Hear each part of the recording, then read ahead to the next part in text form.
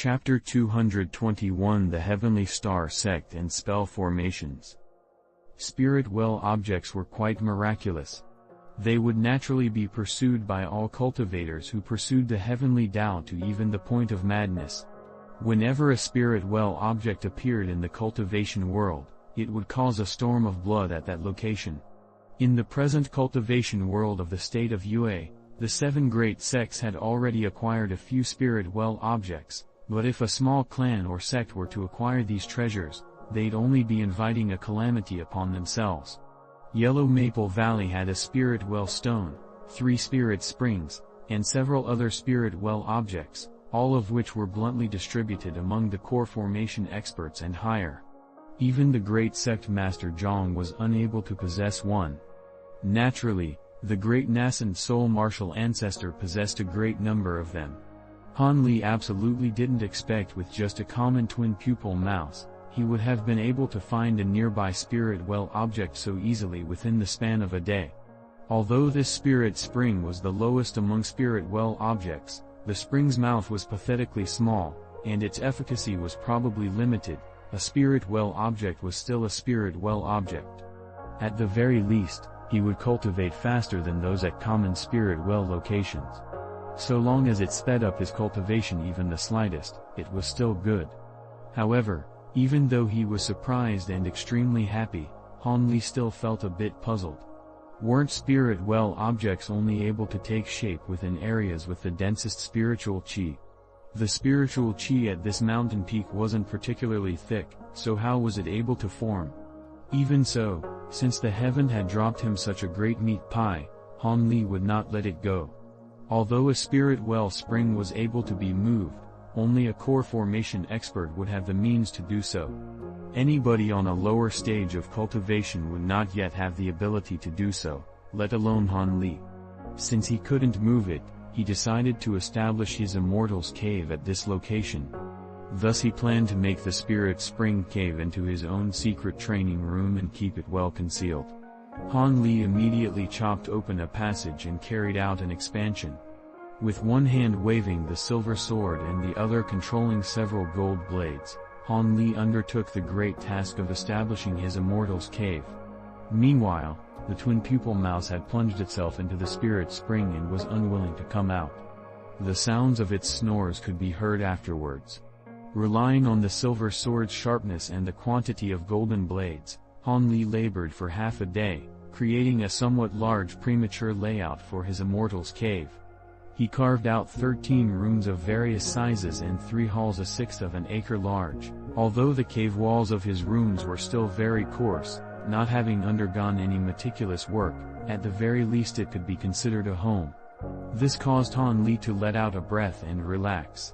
He now suddenly recalled the twin pupil mouse and hastily took advantage of this moment to return to the spirit spring.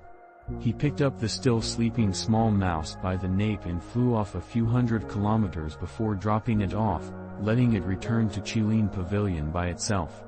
For the time being, Han Li's Immortal's cave had only one exit.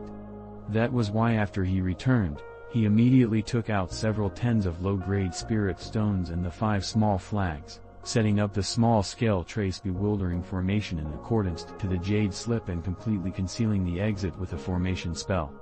Thus, if someone were to look from the outside, they would see an intact mountain wall. They would essentially be unable to see the cave opening. After finishing the most basic defenses, Han Li used the silver sword to carve out a simple stone bed. Then he hurriedly lied down, falling asleep. He was truly tired. For the next several days, Han Li was busy without end. He found an area of flat earth near his concealed Immortal's cave and planted a few spiritual medicine seeds. Among these seeds were a few common medicine seeds from the mortal world as well as rare seeds he had gathered from 100 Medicine Garden after spending several years there.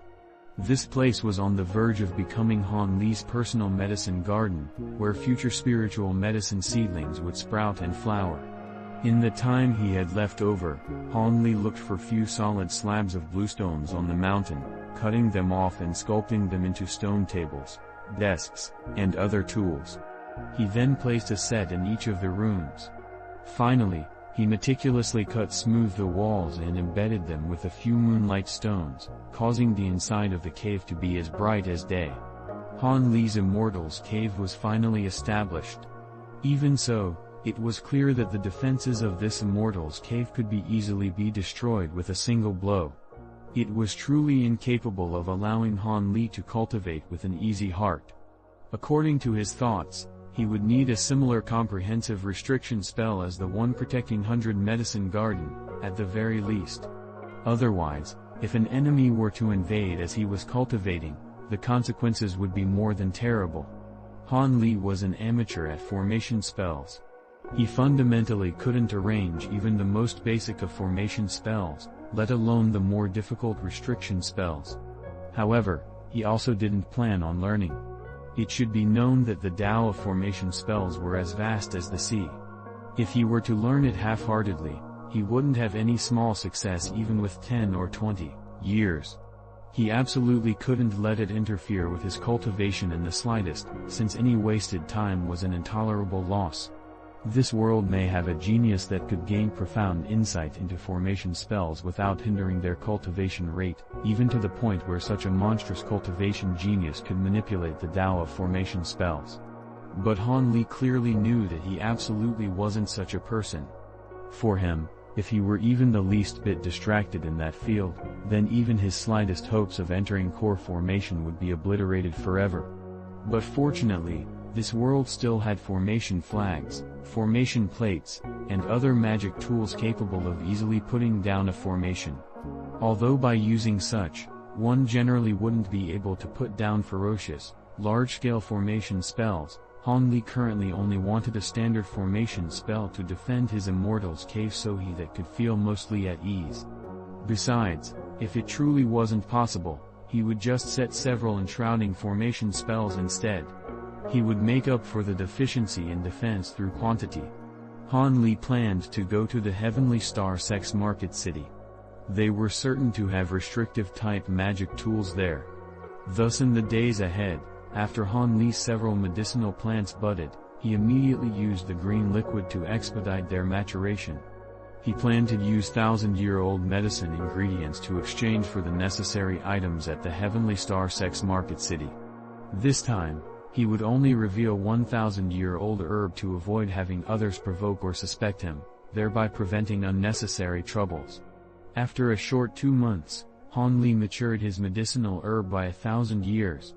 Then he flew northward with the medicine herb along with some other items he wished to exchange, such as the materials from the inky flood dragon, the hard shell of the centipede as well as other rare materials. If the price was suitable, be it spirit stones or magic tools, he wouldn't mind exchanging them. In any case, he also wouldn't half-heartedly learn how to refine magic tools. As Han Li flew, he wore a cloak to guard against anything unexpected. With Han Li's greatly increased magic power, he was able to cover over 50 kilometers in less than half a day. Entering the state of Yuan Wu, Han Li looked from east to west from up above. He did this not only to look for the Heavenly Star Sect's market city, but also because he felt rather curious about the state of Yuan Wu. But after looking at the scenery, it didn't seem any different from the state of Yue. The state of Yuan Wu and the state of Yue were similar. They were both medium-sized nations nearby one another.